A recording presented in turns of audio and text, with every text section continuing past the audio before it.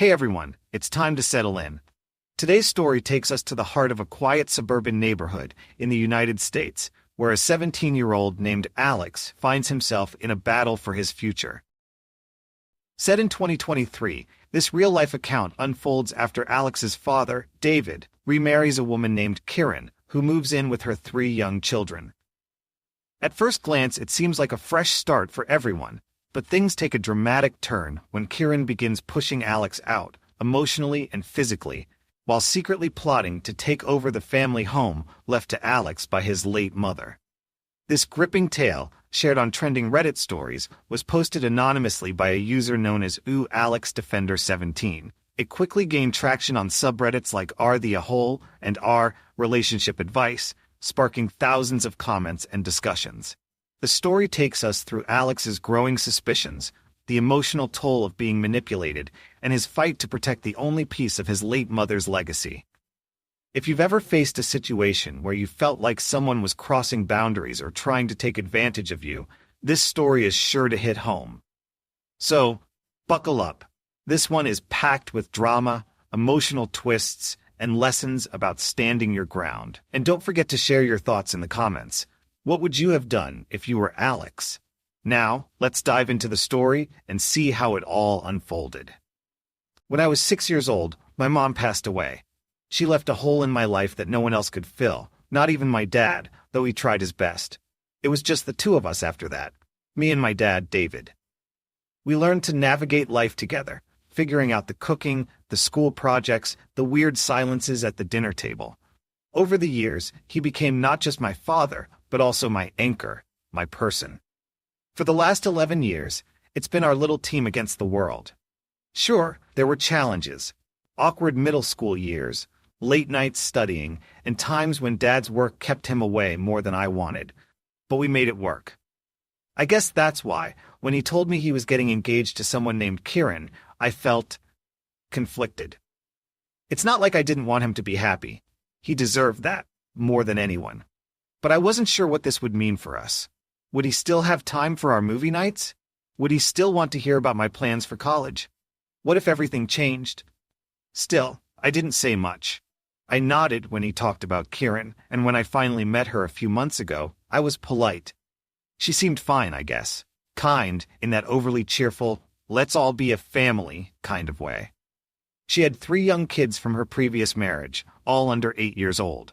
They were cute, running around the house like tiny whirlwinds, laughing and playing, but I wasn't interested in becoming their big brother.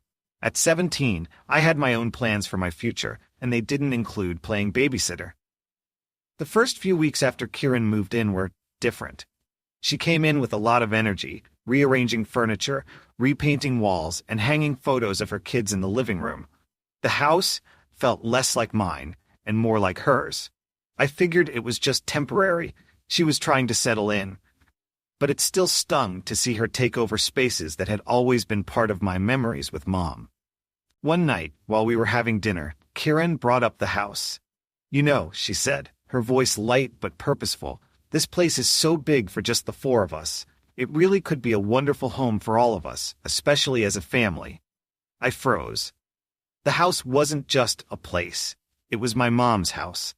She left it to me when she passed away, with the understanding that it would always be my home, no matter what. My dad and I had talked about it years ago, and he promised that would never change. Dad glanced at me, sensing my discomfort, but he didn't say much. "It is a great home," he said simply, moving the conversation along. But Kieran wasn't done. Over the next few weeks, she made little comments here and there, almost like she was testing the waters. "It's so nice that the kids feel comfortable here," she'd say. Or, "Wouldn't it make sense for the house to be in David's name, too? You know, just in case." In case of what? I wanted to ask, but I kept quiet. At first, I thought I was being paranoid. Maybe she really was just trying to create a sense of family. But then I started noticing other things. She'd reorganize rooms without asking, taking down old photos and replacing them with her own. She'd go through drawers and papers, claiming she was just tidying up. Once I caught her flipping through my mom's old recipe box, something she had no reason to touch. "Do you need something?" I asked, trying to keep my voice calm. "Oh, I was just looking for ideas for dinner, she said, flashing a wide smile. Your mom must have been a great cook. That smile didn't reach her eyes. Things came to a head one weekend when Karen announced a family meeting. She wanted to talk about how we could all contribute to making the house feel more like a home.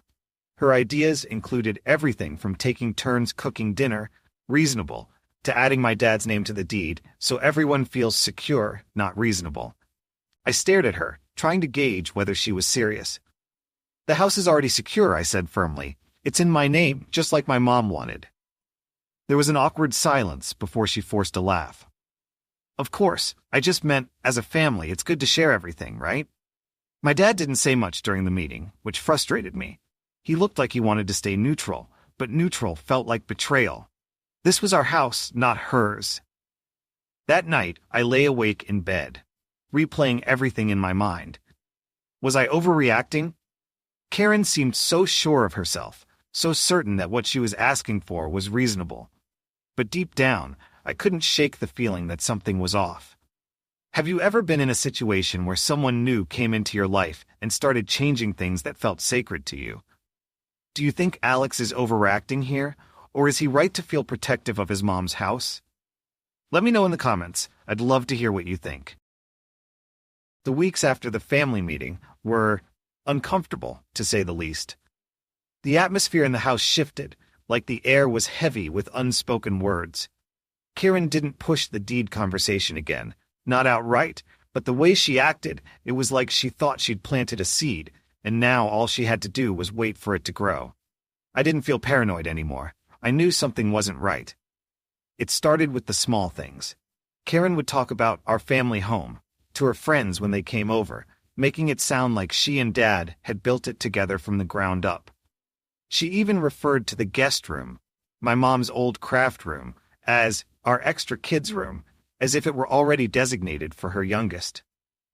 Once, when I mentioned wanting to fix up the garden next spring, she chimed in, "Oh, we'll probably redo it soon. Something that works better for the little ones, you know?" It wasn't just what she said. It was how she said it. Every comment felt calculated, like she was slowly erasing any trace of my mom from the house and claiming it as her own. But the biggest red flag came when I walked into the living room one night after school. Karen was sitting on the couch with a stack of papers spread out in front of her. My dad sat beside her, looking a little uncomfortable. "Hey, Alex," she said brightly, like nothing was out of the ordinary. "We were just going over some house stuff." My stomach dropped. "What kind of house stuff?" I asked, trying to keep my tone neutral. "Oh, nothing serious," she replied with a wave of her hand. "Just some ideas to make things more official." "Official?" I repeated, narrowing my eyes. Dad cleared his throat. "Karen was just suggesting that we look into updating some paperwork, to reflect the new family dynamic." I froze. "The paperwork doesn't need updating. It's fine the way it is." Karen smiled, but there was a sharpness behind it. "Of course, Alex, no rush. I just thought it might be nice to have everything aligned. For security." There was that word again, security. Security for who?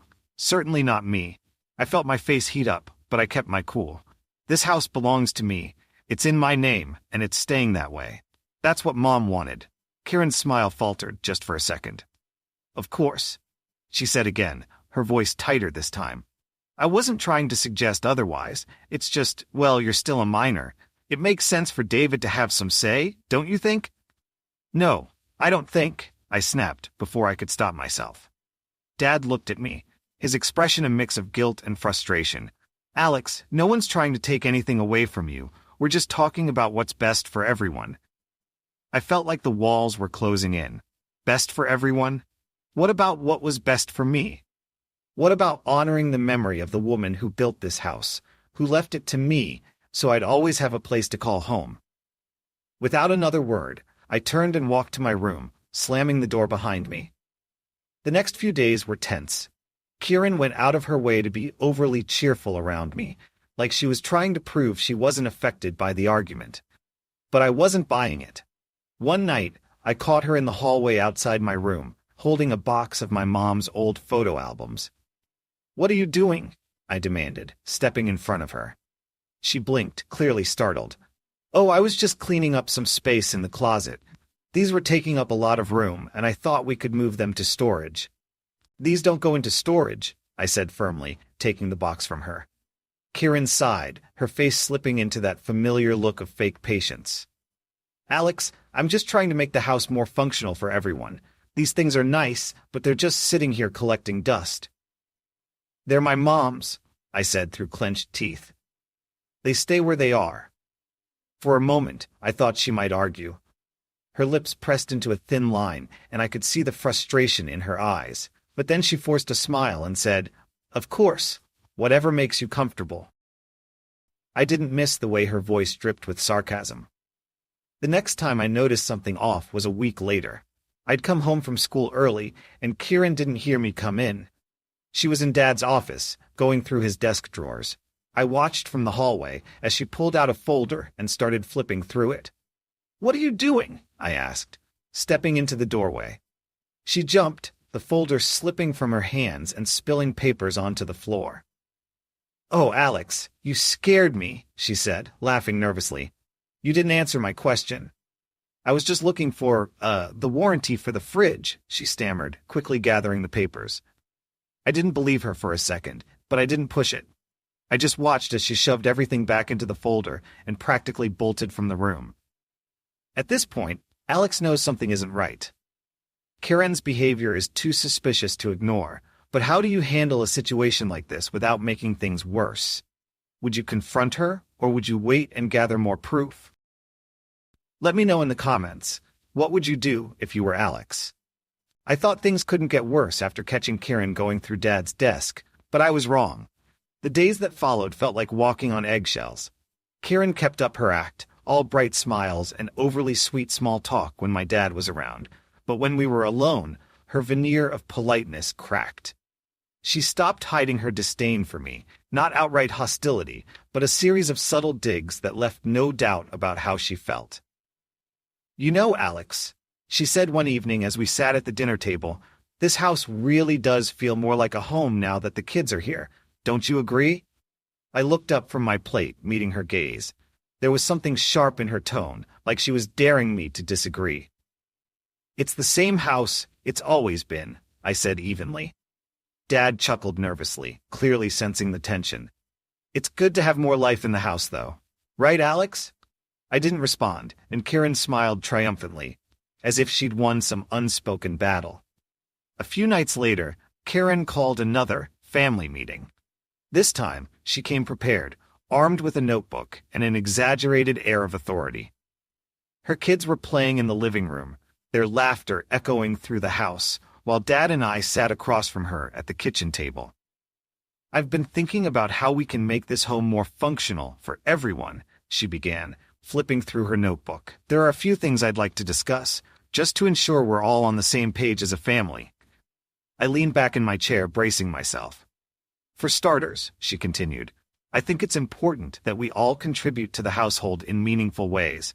For example, Alex, you could take on more responsibilities around the house, maybe babysitting the kids more often or helping with their schoolwork. I stared at her, incredulous. I already have responsibilities. I'm in school, I work part-time, and I help around the house when I can. She waved her hand dismissively. Of course, but being part of a family means stepping up when needed. It's about teamwork.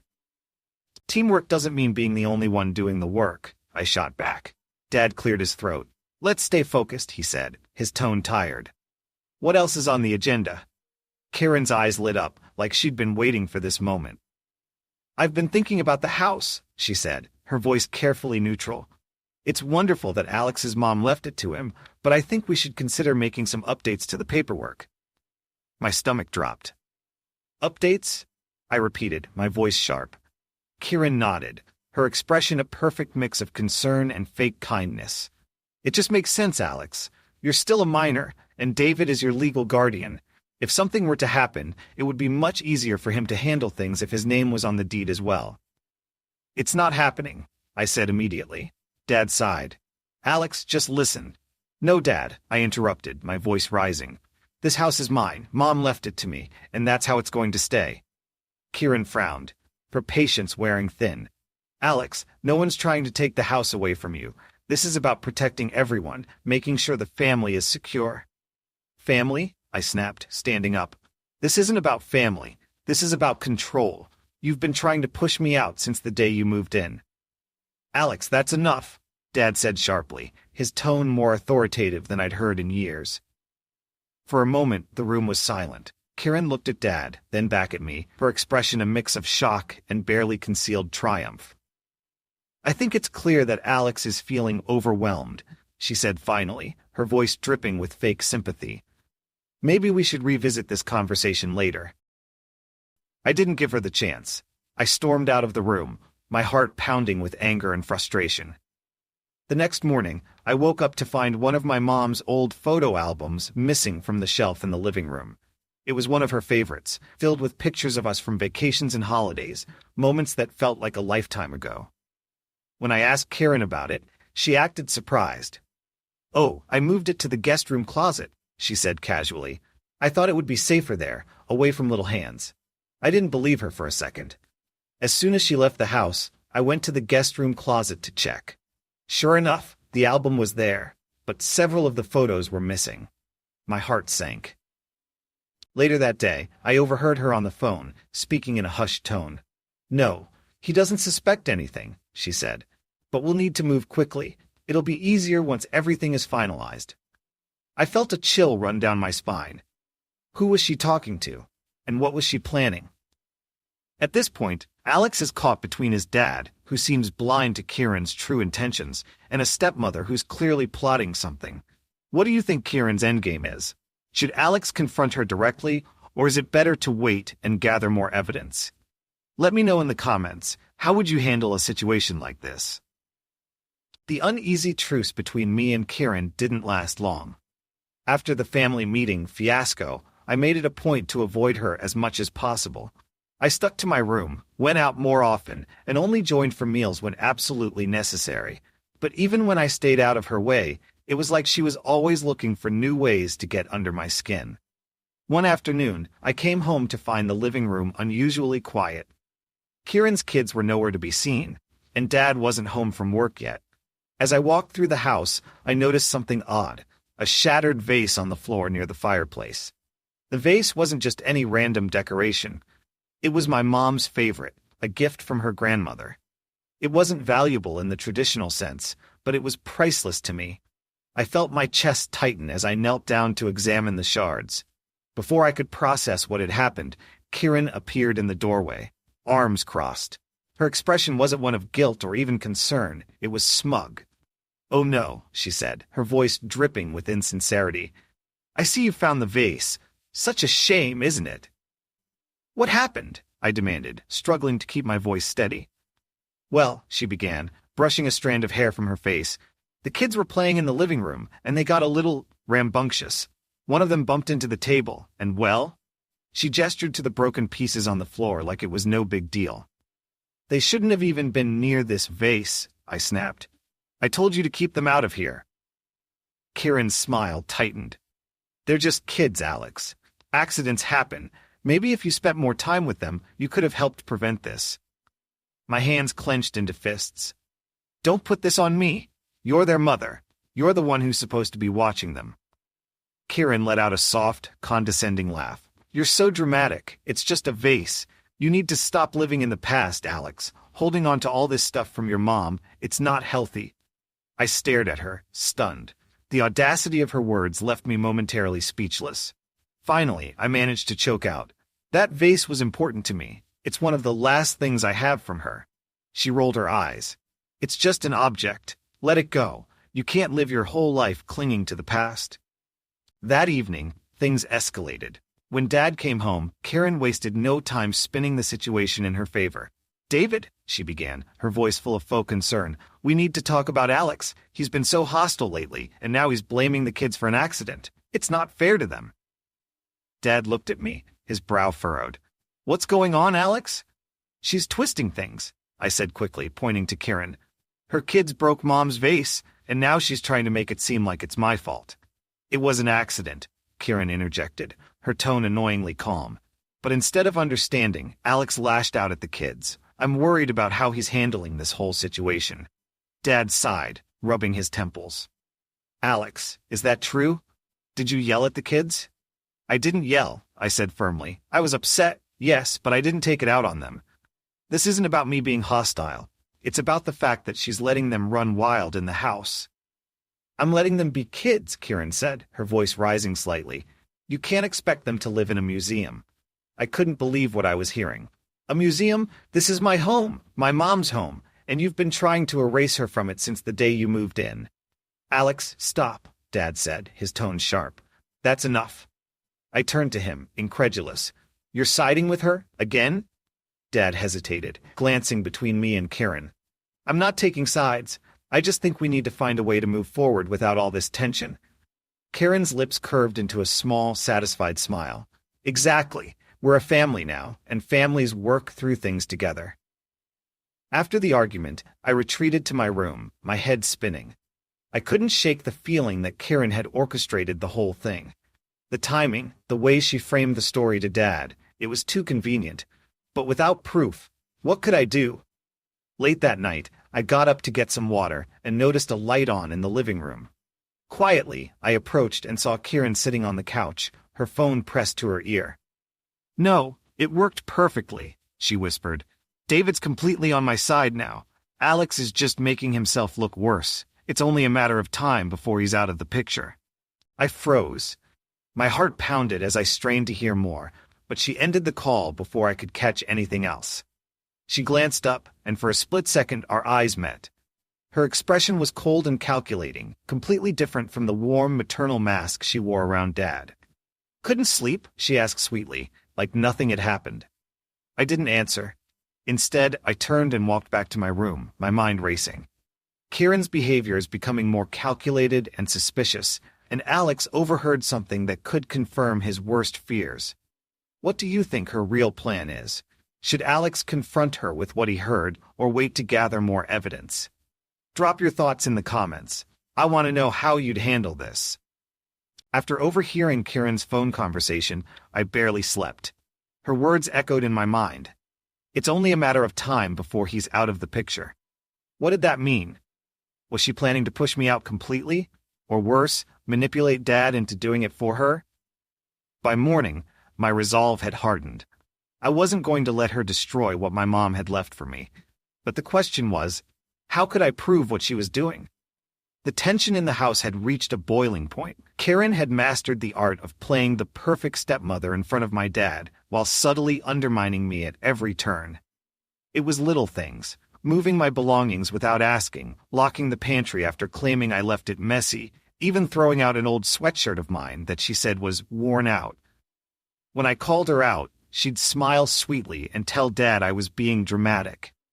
But the final straw came one Friday evening. I was in Dad's office looking for a notebook when I noticed a folder sitting on his desk with my name on it. Curious, I opened it. Inside were legal documents. At first glance, they looked like standard property records, but as I read further, my stomach dropped. The paperwork was a draft to transfer ownership of the house from me to Dad and Kieran jointly. The signatures at the bottom were blank, for now. I stared at the documents, my heart pounding. There was no way Dad had done this on his own. This had Kieran written all over it. Before I could process what I was holding, I heard footsteps. I quickly shoved the folder back where I found it and turned just as Kieran walked in. Her eyes narrowed when she saw me. "What are you doing in here?" "I could ask you the same thing," I shot back, crossing my arms. She smiled, but it didn't reach her eyes. "This is David's office. You don't have any business being in here." "I was looking for something," I said evenly, "and while I was at it, I found this." I gestured toward the folder. Her expression didn't change, but I saw a flicker of something. Panic, maybe, before she quickly recovered. "That's private," she said, her voice tight. "You shouldn't be snooping." "Funny," I said, my tone dripping with sarcasm, "because I'm pretty sure trying to steal someone's house is illegal." Her face hardened. "You're blowing this way out of proportion, Alex. Those are just preliminary documents. David and I were exploring options to secure the house for the family's future. It's nothing personal." "Nothing personal?" I repeated, my voice rising. "This house isn't yours to secure. It's mine, and the fact that you even thought about doing this without telling me proves exactly what kind of person you are." She stepped closer, lowering her voice. "Listen to me, Alex. You're a child. You don't understand how the real world works. Your father and I are building a future together, and that includes this house. Whether you like it or not, things are going to change." I clenched my fists, anger boiling in my chest. "Over my dead body," I spat. Karen's smile returned, cold and calculating. "We'll see about that." That night, I decided I couldn't keep quiet anymore. I waited until Dad got home and confronted him in the living room. "Dad, we need to talk," I said, holding the folder in my hands. He looked confused but nodded. "What's going on?" I opened the folder and placed it on the coffee table. "Care to explain this?" His eyes scanned the documents, and his face went pale. "Where did you get this?" "Your desk," I said bluntly. "Why didn't you tell me about it?" Dad rubbed the back of his neck, avoiding my gaze.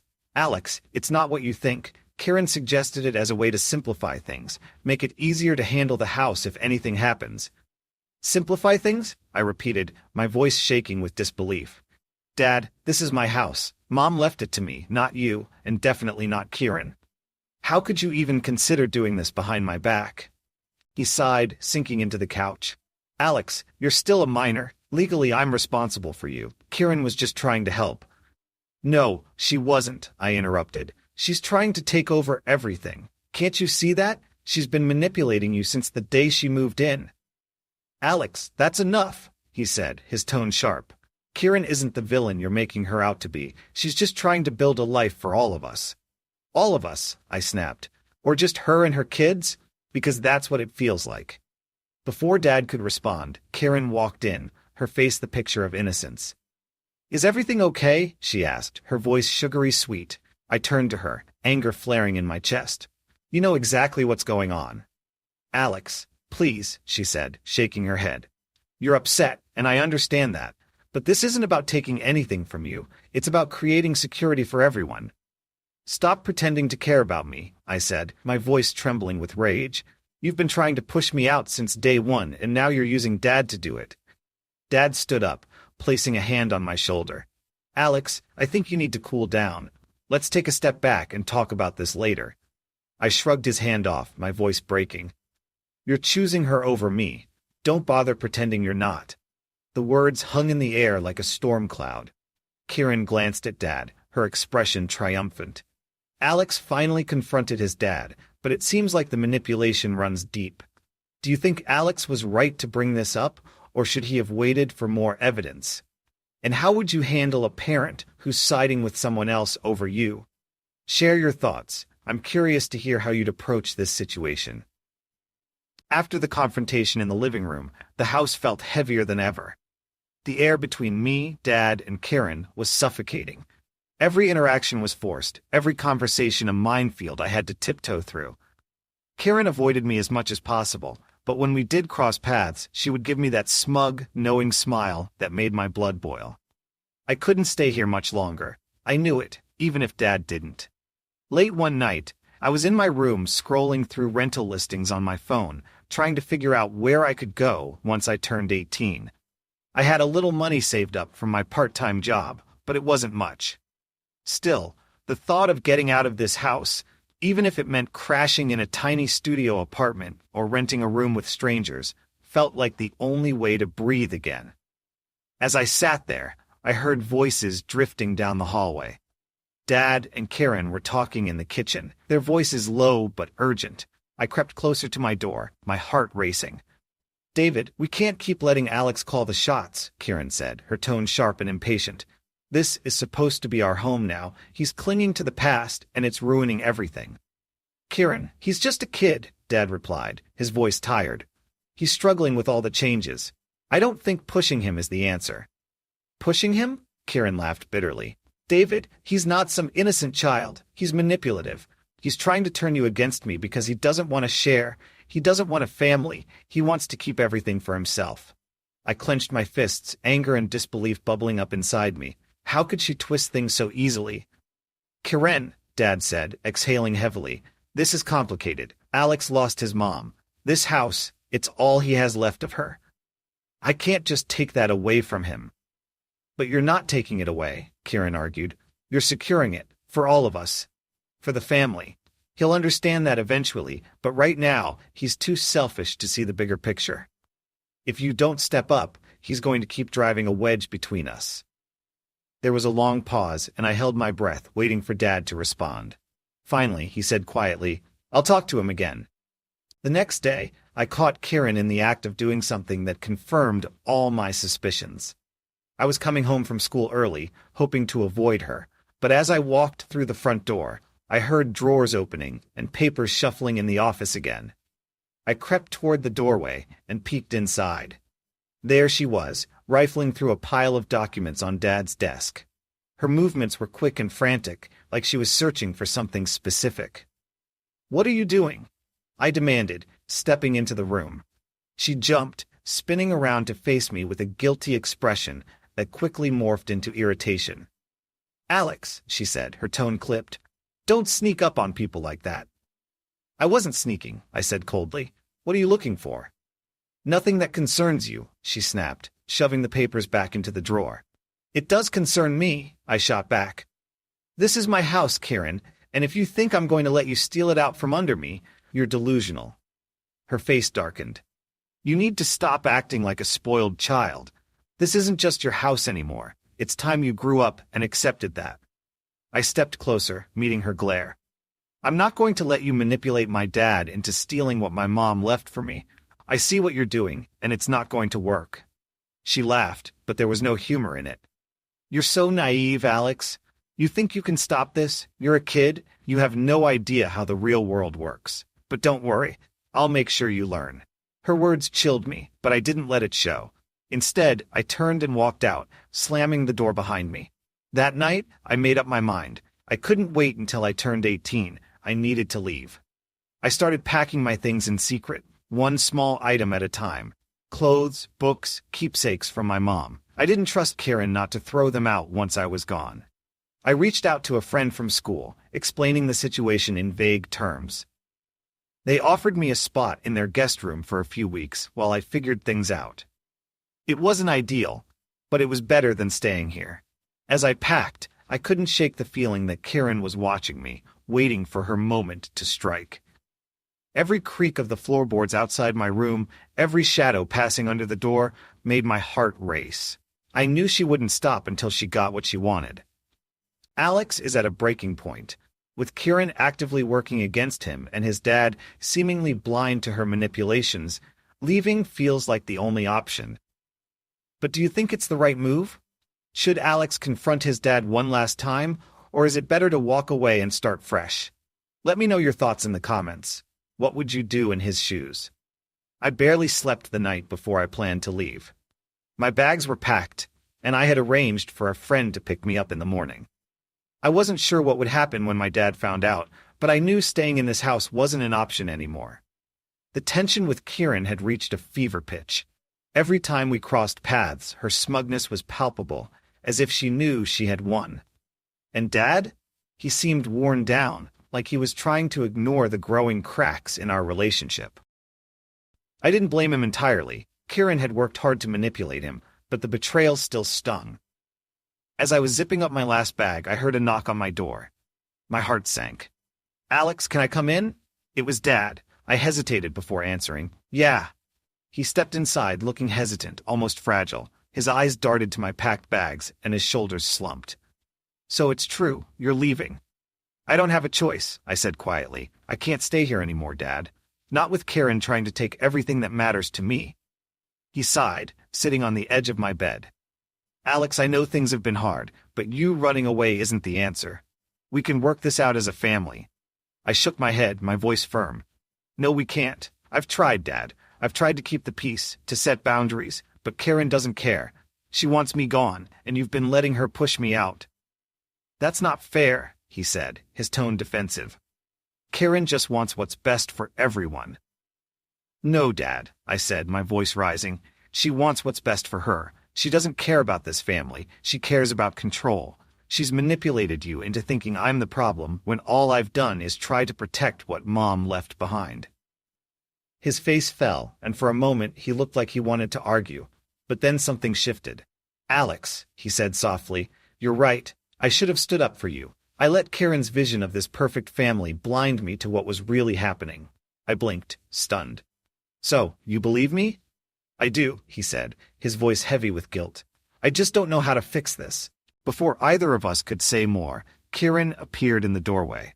She had clearly been eavesdropping, and her expression was a mix of anger and desperation. What's going on here? She demanded. David, you're not seriously taking his side, are you? Dad stood, squaring his shoulders for the first time in months. Kieran, I think we need to have a serious conversation about what's been happening in this house. She scoffed, crossing her arms. Don't tell me you're falling for his victim act. He's been trying to sabotage this family since day one. No, Kieran, Dad said firmly. He's been trying to protect what's his, what his mother left him, and I let you convince me he was the problem. But this ends now. Kieran's face turned red, and for a moment I thought she might explode. But instead, she gave a cold, bitter laugh. Fine, do what you want, David, but don't come crying to me when this so-called family falls apart. With that, she stormed out. The next few days were quiet, almost eerily so. Kieran stayed out of my way, and Dad made a point to spend more time with me. He apologized repeatedly, though I could tell he wasn't sure how to fully repair the damage. Kieran moved out a week later, taking her kids with her. It wasn't the dramatic showdown I had expected, but it was a relief nonetheless. As for me, I decided to stick around, at least for now. The house was still my home, and for the first time in months, it felt like mine again. This story isn't just about family drama or a manipulative stepmother. It's about standing your ground, even when it feels like the odds are stacked against you. Alex's journey reminds us of the importance of boundaries, whether with family, friends, or anyone else. So here are the key takeaways. Speak up for yourself. When someone crosses a line, it's important to address it, even if it's uncomfortable. Trust your instincts. If something feels wrong, it probably is. Don't ignore the red flags. Protect what matters, whether it's a physical space, a memory, or your peace of mind. Fight for what's important to you. What do you think about Alex's decision to stand his ground? Have you ever had to deal with someone who tried to take advantage of you? How did you handle it? Share your stories in the comments. I'd love to hear your perspective. If you enjoyed this story and want to see more content like this, don't forget to like this video, subscribe to the channel, and hit the notification bell so you never miss an update. And if you think someone else could learn something from this story, share it with your friends and family. Let's spread these lessons and inspire more people to stand up for themselves. Thank you for watching, and I'll see you in the next story.